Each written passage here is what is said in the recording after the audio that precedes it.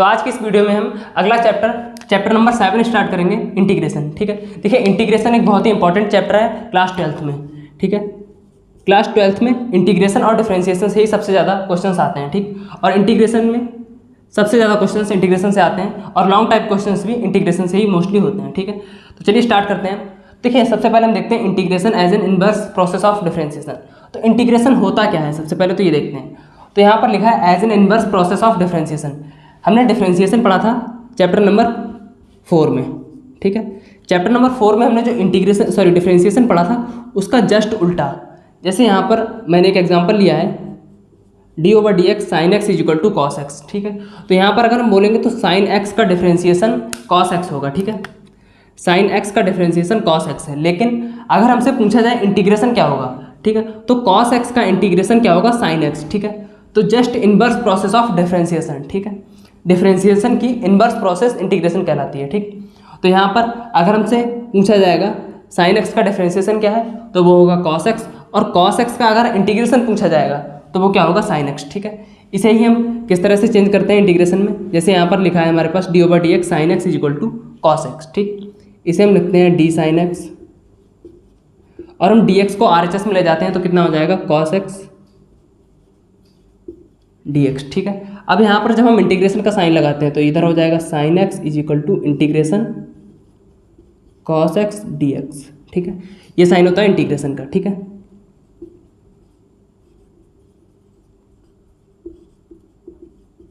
ठीक है, ये इंटीग्रेशन का साइन होता है। ये होता है जो फंक्शन, इसे हम fx भी लिखते हैं fx। ठीक है, और यहाँ पर dx क्या होता है, ये होता है वेरिएबल, किसके रेस्पेक्ट में हम इंटीग्रेट कर रहे हैं। ठीक, यहाँ पर हम x के रेस्पेक्ट में इंटीग्रेट कर रहे हैं। ठीक, तो देखिए यहाँ पर ये जो d था ये हट गया जब हमने इंटीग्रेशन का साइन लगाया। ठीक है, तो यहाँ पर cos x का इंटीग्रेशन क्या हो गया sin x। ठीक, तो इसी तरह से जो भी क्वेश्चन हमारे पास होंगे, अगर किसी फंक्शन का डिफरेंशिएशन, जैसे यहाँ पर sin x का डिफरेंशिएशन cos x है तो cos x का इंटीग्रेशन क्या होगा sin x। ठीक, तो इसी तरह से अगर हमें यहाँ पर दिया हो d/dx f of x is equal to f of x। ठीक है, कैपिटल fx का डिफरेंशिएशन कितना है स्मॉल fx। ठीक है, तो यहाँ पर fx का इंटीग्रेशन क्या होगा कैपिटल fx। ठीक, तो इस तरह से ये होती है इंटीग्रेशन की डेफिनेशन। ठीक, यहाँ पर मैं एक बार जो आपकी बुक में दिया है उसे भी बता देता हूँ। देखिए क्या दिया है हमें, सबसे पहले तो हेडिंग दी है integration as an inverse process of differentiation. Integration is the inverse process of differentiation. Instead of differentiating a function we are given the derivative of function and asked to find it primitive. ठीक है, तो देखिए यहाँ पर इसका primitive अगर हम बोलेंगे cos x का प्रिमिटिव क्या होगा sin x। ठीक है, इसे प्रिमिटिव भी बोलते हैं। That is the original function. Such a process is called integration और एंटी डिफरेंशिएशन। ठीक है, इसे इंटीग्रेशन या एंटी डिफरेंशिएशन, अगर हम डिफरेंशिएशन के आगे एंटी लगा देंगे तब ये क्या हो जाएगा इंटीग्रेशन। ठीक है, तो इंटीग्रेशन बोल सकते हैं हम या एंटी डिफरेंशिएशन। ठीक है, इसी तरह यहाँ पर दिया है let us consider the following example. ठीक है, यहाँ पर ये एग्जांपल दिया हुआ है जिससे मैंने आपको समझाया। ठीक, सो आई होप आपको इंटीग्रेशन क्या होता है ये समझ में आ गया होगा। ठीक है, इसके बाद हमारे पास कुछ टर्म्स दी हुई हैं जो आपकी स्क्रीन पर आ रही होंगी। ठीक है, जैसे मैंने यहाँ पर बता दिया। सबसे पहले में क्या दिया है यहाँ पर, जैसे अगर हमें दिया है f integration f of x dx is equal to क्या होगा, देखिए यहाँ पर f क्या है, देखिए यहाँ पर लिखा है integral of fx with respect to fx। ठीक है, इस पूरे को हम क्या बोलेंगे integral of fx with respect to x। ठीक है, हम fx को क्या बोलेंगे अगर सिर्फ fx को पूछा जाए तो ये क्या होगा इंटीग्रैंड। ठीक है, x क्या होगा x इन fx, ये क्या होगा वेरिएबल ऑफ इंटीग्रेशन। इसी तरह से नेक्स्ट क्या है इंटीग्रेट फाइंड द, देखिए ये क्या है पूरा इंटीग्रेट। अगर हमसे बोला जाए इंटीग्रेट, कहीं पर हमसे इस तरह से दिया जाए इंटीग्रेट f of x। ठीक है, तो हम किस तरह से लिखेंगे इसे integrate f of x with respect to x। ठीक है, इसी तरह से एन इंटीग्रल ऑफ fx, तो इंटीग्रल क्या होगा, देखिए अगर हमें इस तरह से fx दिया है इसका इंटीग्रल क्या होगा स्मॉल fx। ठीक है, कांस्टेंट ऑफ इंटीग्रेशन, अब देखिए यहाँ पर एक कांस्टेंट भी आता है। ठीक है, जैसे यहाँ पर हमने d/dx, यहाँ पर sin x is equal to cos x dx। ठीक है, यहाँ पर एक कांस्टेंट ये भी आता है। ठीक है, इसके बारे में हम आगे पढ़ेंगे, इसे यहाँ पर बता देता हूँ मैं। इसके बाद देखिए हमें कुछ डेरिवेटिव दिए हुए हैं यहाँ पर, डेरिवेटिव्स एंड इंटीग्रल। या एंटी डेरिवेटिव्स, ठीक है।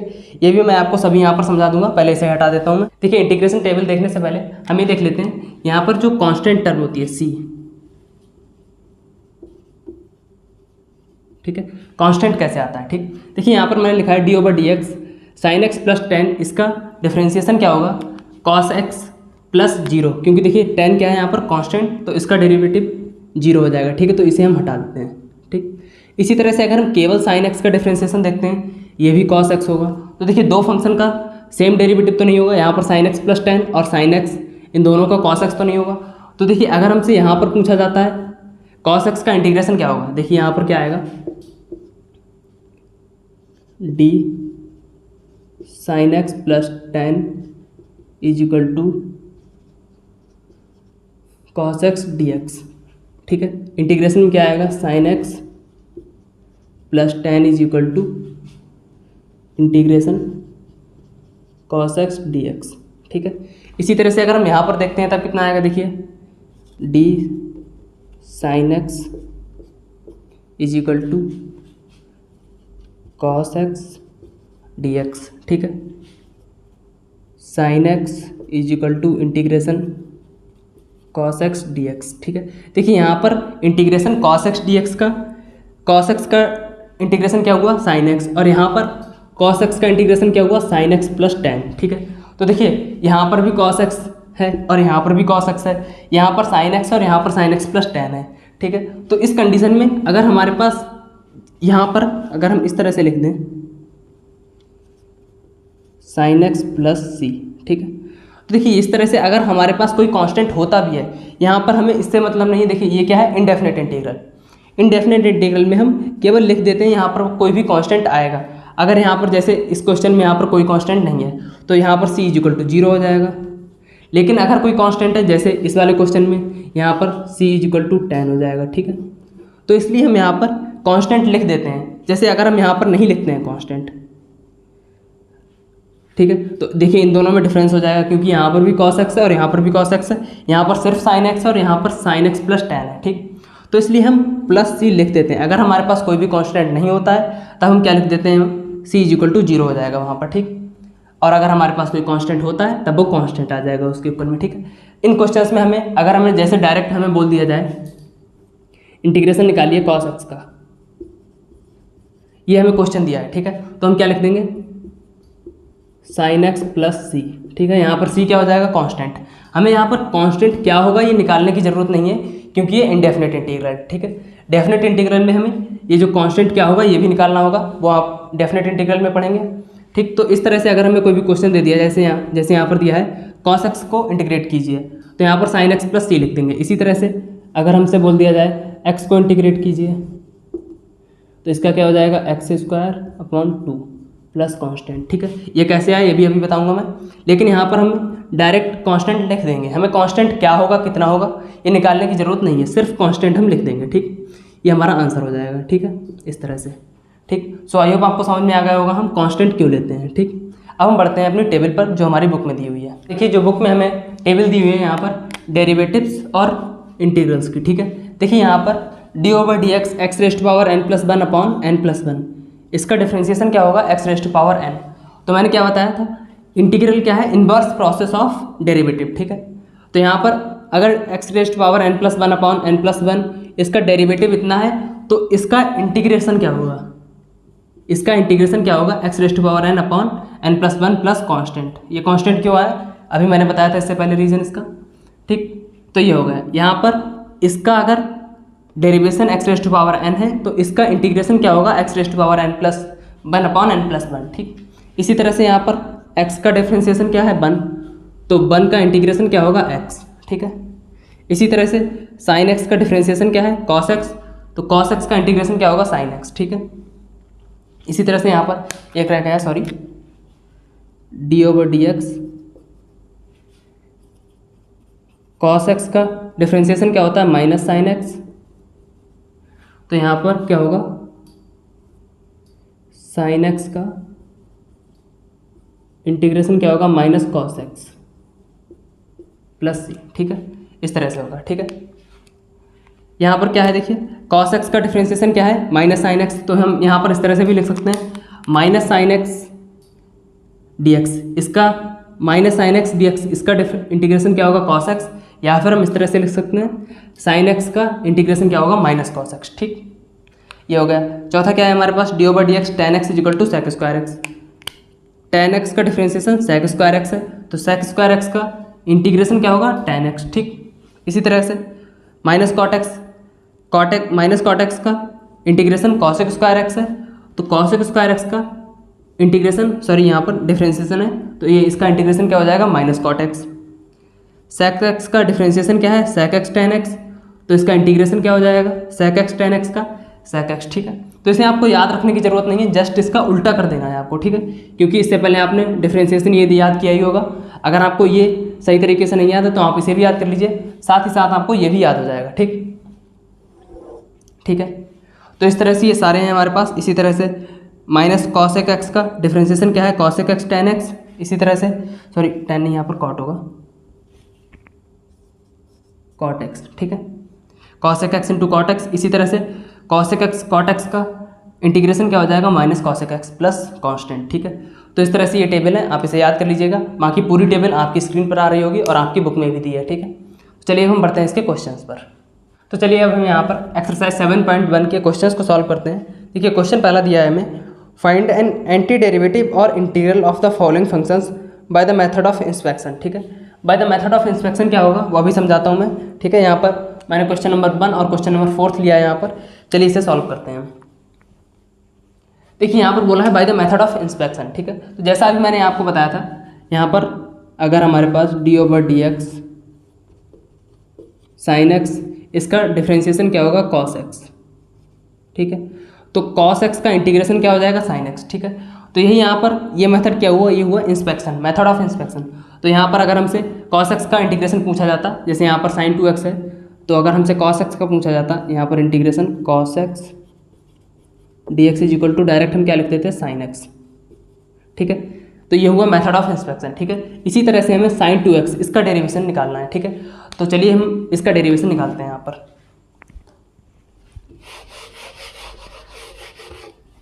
ठीक है, देखिए क्या आएगा, हमें पता है cos x का डिफ्रेंसिएशन क्या होता है साइन x, तो अगर हम यहाँ पर d over d x cos 2x इसका डिफ्रेंसिएशन हम निकालते हैं तो क्या आएगा, देखिए -2 साइन 2x। ठीक है, डिफ्रेंसिएशन कैसे निकाला जाता है मैंने आपको बता रखा है पहले। ठीक, तो यहाँ पर हमारे पास cos 2x का डिफ्रेंसिएशन क्या है -2 साइन 2x। हमें यहाँ पर इंटीग्रेशन किसका निकालना है साइन 2x का। ठीक, तो किस तरह से आएगा, देखिए d cos 2x is equal to क्या आ जाएगा -2 साइन 2x dx। ठीक है, क्या आएगा यहाँ पर cos 2x is equal to integration -2 sine 2x dx। ठीक है, अब यहाँ पर -2 ये क्या है कांस्टेंट, इसे इसलिए हम बाहर निकाल सकते हैं। ठीक है, इंटीग्रेशन से, क्योंकि हमें यहाँ पर x के रिस्पेक्ट में डिफ्रेंसिएशन करना है और -2 कांस्टेंट है, इसे हम बाहर ले आएंगे तो LHS में कितना आ जाएगा -1/2 cos 2x is equal to integration sine 2x dx। ठीक है, हमसे क्या पूछा गया था यहाँ पर integration of sine 2x dx। ठीक है, देखिए यहाँ पर हमें क्वेश्चन में केवल साइन 2x दिया हुआ है, लेकिन हम इसे इस तरह से लिख लेते हैं आई क्या होता है यहाँ पर इंटीग्रल।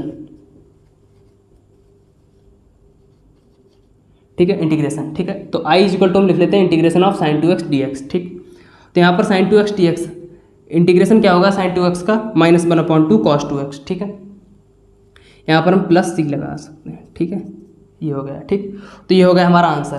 तो ये क्या हुआ मेथड ऑफ इंस्पेक्शन। ठीक है, इस टाइप से देखिए अगर आप क्वेश्चन करना चाहेंगे तो जो छोटे क्वेश्चन है जैसे यहाँ पर केवल साइन 2x, इस टाइप के क्वेश्चंस का तो हम बाय मेथड ऑफ इंस्पेक्शन निकाल सकते हैं। लेकिन अगर हमारे पास कोई भी बड़ा क्वेश्चन दिया होता है उसके लिए अलग मेथड होता है, वो क्वेश्चन नंबर जो हमारे पास आगे के क्वेश्चन है उनमें सॉल्व करेंगे। ठीक, यहाँ पर हमें 1 to 6 मेथड ऑफ इंस्पेक्शन से बताए गए हैं और क्वेश्चन नंबर 7 के बाद हम सॉल्व करेंगे जो नॉर्मल जर्नल मेथड होता है हमारा। ठीक है, अब क्वेश्चन नंबर 4 सॉल्व करते हैं हम यहाँ पर बाय मेथड ऑफ इंस्पेक्शन।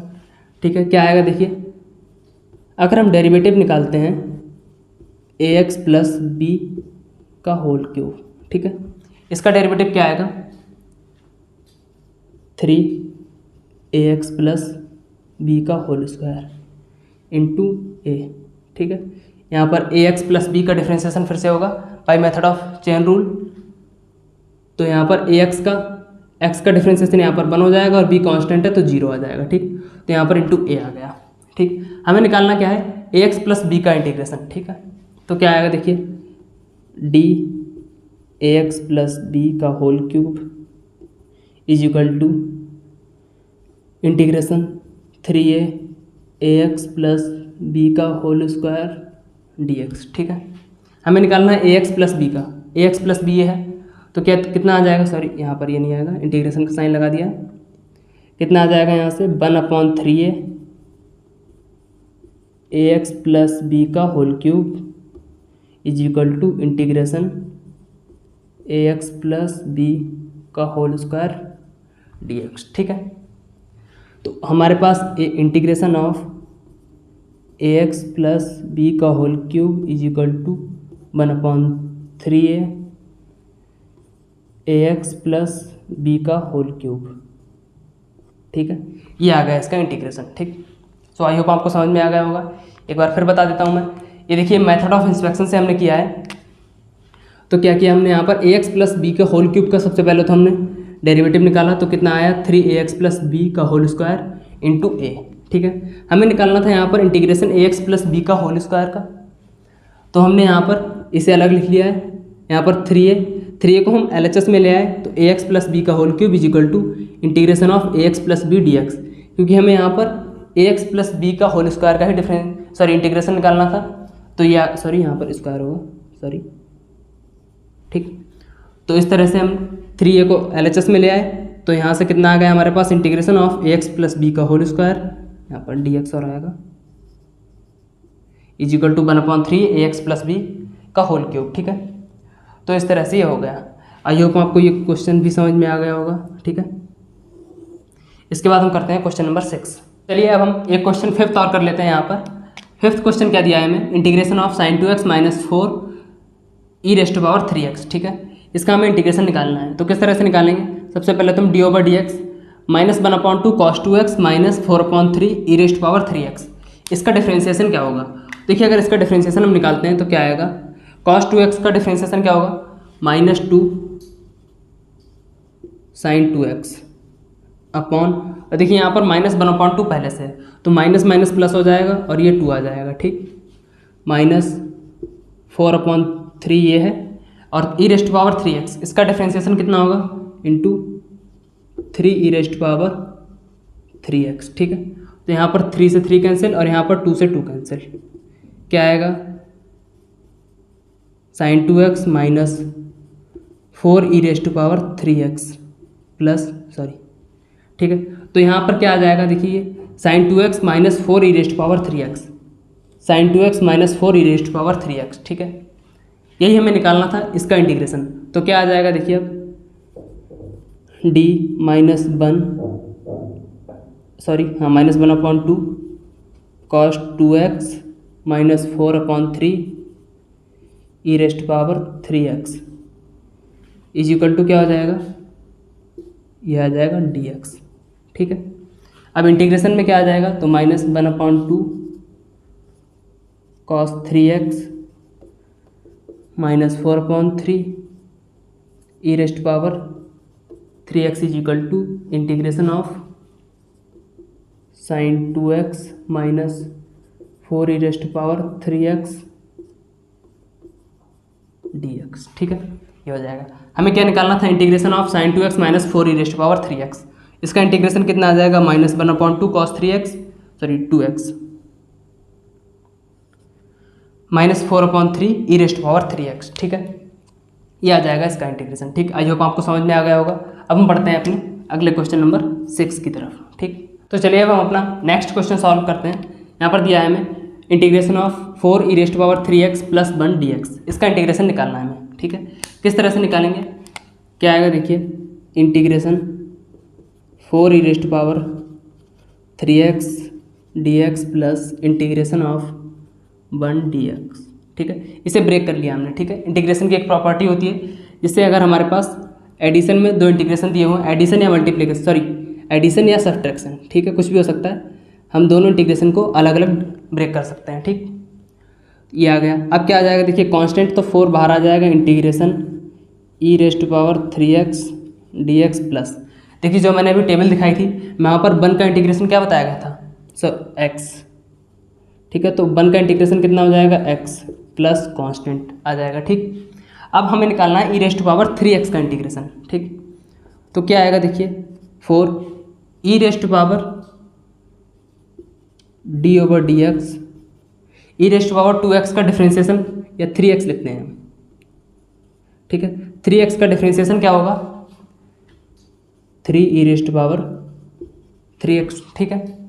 हमें निकालना है यहाँ पर e⁻3x का डिफ्रेंशिएशन, ठीक है। तो कितना आ जाएगा, d(e⁻3x = integration 3e⁻3x plus c, ठीक।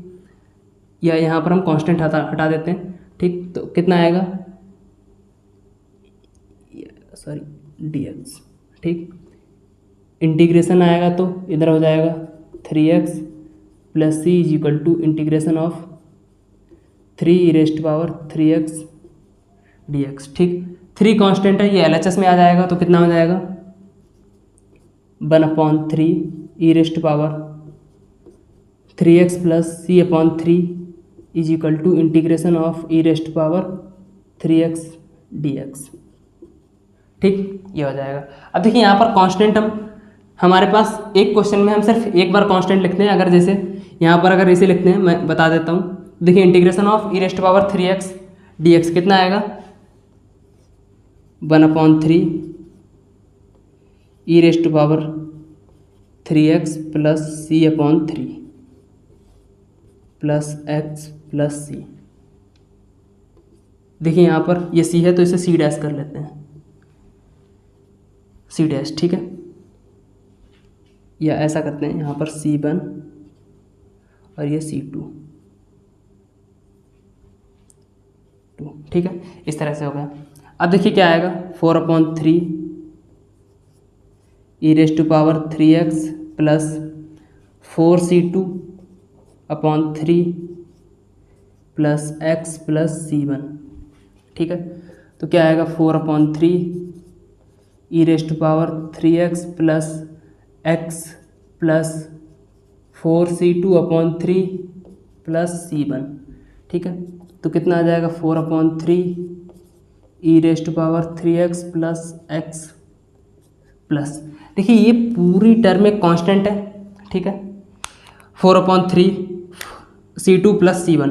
तो अगर हम इस पूरी कांस्टेंट टर्म को एक c डिनोट कर देते हैं, और c = क्या हो जाएगा यहाँ पर 4c2/3 प्लस c1, ठीक है। तो हम डायरेक्ट इसे केवल c लिख देते हैं, ठीक है। इस पूरी कांस्टेंट टर्म को हम c लिख देते हैं, तो कितना आ जाएगा, 4/3 e⁻3x plus x plus c। ये हो जाएगा इसका आंसर, ठीक है। आई होप आपको समझ में आ गया होगा। अब हम बढ़ते हैं अपने क्वेश्चन नंबर 8 में, ठीक है। देखिए क्वेश्चन नंबर 7 क्या है, क्वेश्चन नंबर 7 में जो x² दिया है बाहर हमें दिया है इंटीग्रेशन x² दिया है हमें 1 - 1/x², ऐसा ही कुछ क्वेश्चन दिया है, मुझे कन्फर्म याद नहीं है, ठीक है। तो यहाँ पर जो x² दिया है, इसकी मल्टीप्लाई जब अंदर कर देंगे तो कितना आएगा, इंटीग्रेशन x² माइनस x²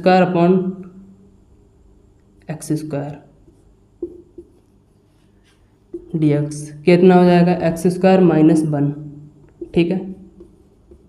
और देखिए मैंने बताया था जब टेबल बनाई थी तब उसमें अगर हमारे पास x⁻n है, इसका डिफ्रेंशिएशन, इसका इंटीग्रेशन कितना हो जाएगा, dx = x⁻n+1/n+1, ठीक है। तो यहाँ पर x² है तो कितना हो जाएगा, x⁻n+1 यानी 2+1, तो यह हो जाएगा 3/3 माइनस 1 का इंटीग्रेशन x प्लस कांस्टेंट, ठीक है। तो ये हो जाएगा इसका आंसर, ठीक। तो ये होगा हमारा क्वेश्चन नंबर 7, ये भी मैंने करा दिया, क्वेश्चन नंबर 7, ठीक। अब क्वेश्चन नंबर 8 सॉल्व करते हैं हम। तो क्वेश्चन 8 क्या है हमारे पास, जैसे यहाँ पर हमने इंटीग्रेशन को ब्रेक कर लिया था, यहाँ पर भी हम ब्रेक कर लेंगे, तो कितना आएगा देखिए, integration ax² dx plus integration bx d x plus integration c d x. ठीक है, क्या आ जाएगा यहाँ पर a x square d x, तो ए तो कांस्टेंट है, बाहर आ जाएगा x square d x plus b constant है बाहर x d x plus integration c d x. ठीक है, ये हो गया a integration x square d x. X square का डिफ्रेंशिएशन अभी क्या है हमने, कितना हो जाएगा एक्स क्यूब यानी 2+1 अपॉन 2+1 प्लस बी एक्स कितना हो जाएगा, यहाँ पर एक्स की पावर 1 लिख लेते हैं हम। ठीक, तो एक्स की पावर 1+1 अपॉन 1+1। ठीक, प्लस सी, देखिए सी तो बाहर आ जाएगा, इसे इस तरह से लिख लेते हैं, यहाँ पर बचेगा 1। ठीक है, तो 1 का इंटीग्रेशन कितना होता है एक्स, या हम इसे इस तरह से भी देख सकते हैं, यहाँ पर हम लिख लें 1 को हम लिख सकते हैं एक्स रेज़ टू पावर 0। ठीक है, तो x raise to power 0+1 upon 0+1 plus constant. ठीक है, इतना आ गया, तो कितना आएगा देखिए यहाँ पर x cube a x cube upon 3 plus b x square upon 2 plus x plus constant, sorry यहाँ पर हमारे पास सी टर्म पहले से है, ये सी एक्स, तो इसे हम C1 मान लेते हैं। ठीक है, कांस्टेंट यहाँ पर C1 से डिनोट कर देते हैं। ठीक है, क्योंकि यहाँ पर हमारे पास C ऑलरेडी है। ठीक, तो इसका इंटीग्रेशन आ जाएगा a x cube upon 3 plus b x square upon 2 plus c x plus C1। C क्या है यहाँ पर, C1 is equal to constant. ठीक है, सो आई होप आपको क्वेश्चन नंबर 6 7th मैंने करा दिया था अभी, और क्वेश्चन नंबर 8th समझ में आ गया होगा। ठीक है, अब हम बढ़ते हैं अपने अगले क्वेश्चन पर। तो चलिए अब यहाँ पर हम क्वेश्चन नंबर 10 और 11 सॉल्व, तो चलिए यहाँ पर हम क्वेश्चन नंबर 10 और क्वेश्चन नंबर 12 सॉल्व करते हैं। ठीक है, इससे पहले देखिए हम एक बार क्वेश्चन नंबर 14 देख लेते हैं। देखिए क्वेश्चन नंबर 14 क्या है हमारे पास। ठीक है, integration 1 minus x under root x d x. ठीक है, जब हम मल्टीप्लाई करेंगे यहाँ पर integration under root x plus sorry minus x into under root x d x. ठीक है, क्या आएगा इंटीग्रेशन यहाँ पर कितना हो जाएगा x raise to power 1/2 minus x raise to power 1 plus, देखिए अंडर रूट एक्स है, इसकी पावर 1/2 इसी में ऐड हो जाएगी। ठीक,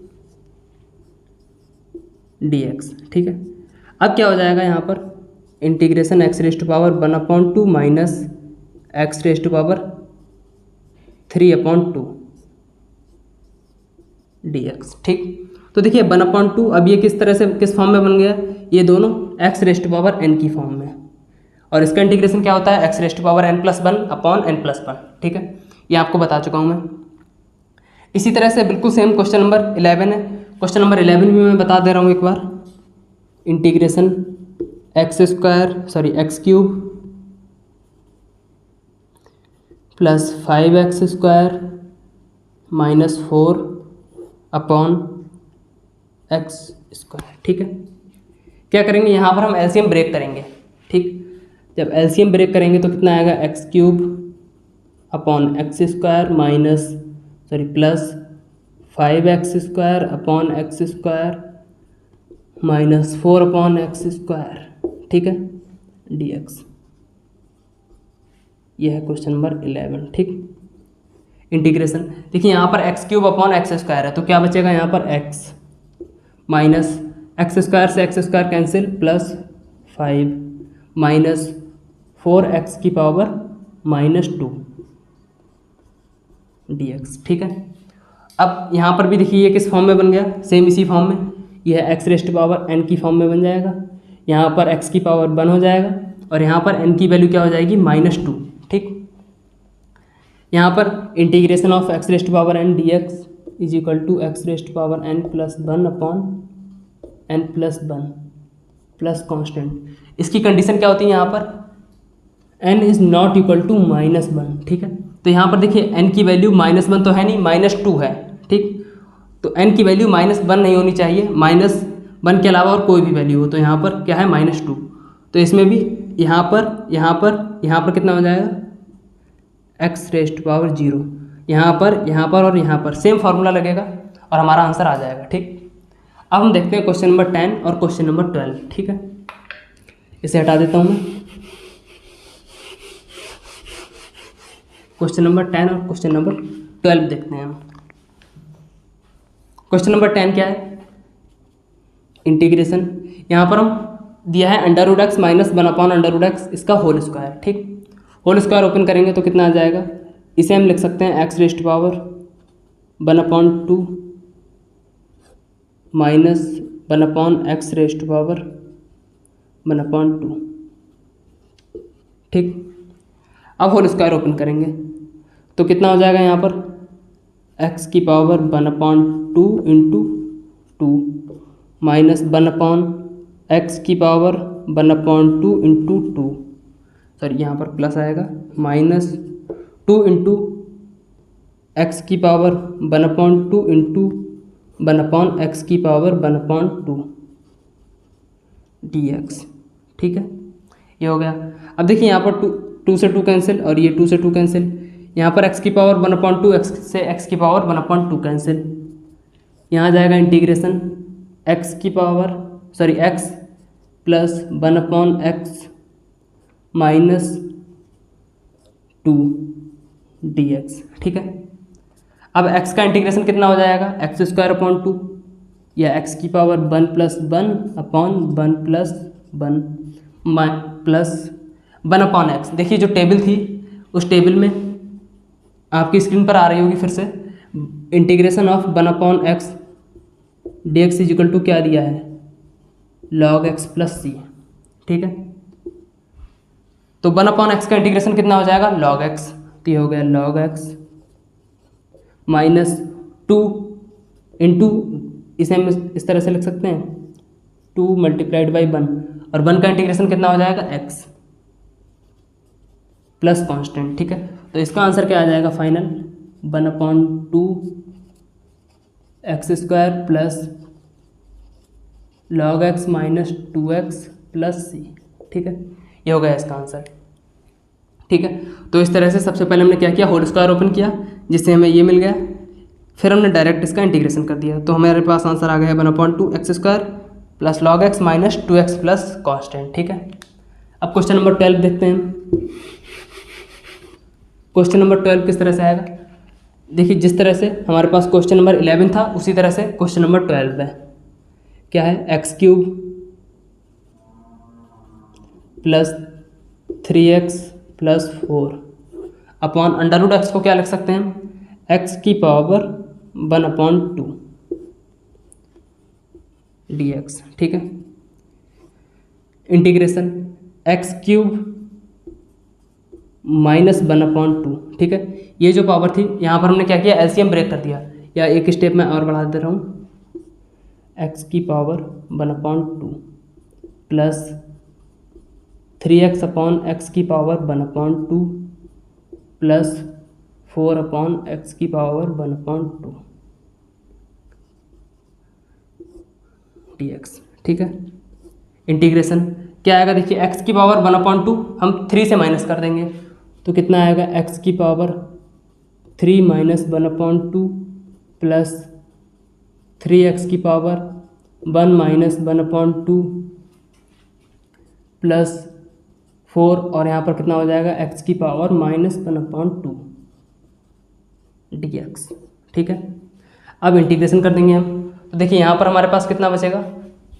इंटीग्रेशन ऑफ x की पावर 5/2 प्लस यहाँ बचेगा 3x की पावर 1/2 प्लस 4x की पावर माइनस 1/2 dx। ठीक, अब इंटीग्रेशन करते हैं तो यहाँ पर कितना आ जाएगा? x की power 5/2 plus 1 upon 5/2 plus 1 plus 3x की power 1/2 plus 1 upon 1/2 plus 1 plus 4x की पावर माइनस 1/2 है यहाँ पर, तो x की power minus 1/2 plus 1 upon minus 1/2 plus 1 plus constant. ठीक है, ये आ गया। ठीक, अब क्या आएगा, मैं यहाँ पर लिख दे रहा हूँ, x की पावर 5/2 प्लस 1 कितना हो जाएगा, 7/2। तो x की पावर 7/2 अपॉन 7/2 प्लस यहाँ पर कितना आएगा, x की पावर 3x की पावर 3/2 अपॉन 3/2 प्लस 4x की पावर 1/2 अपॉन 1/2 प्लस कांस्टेंट।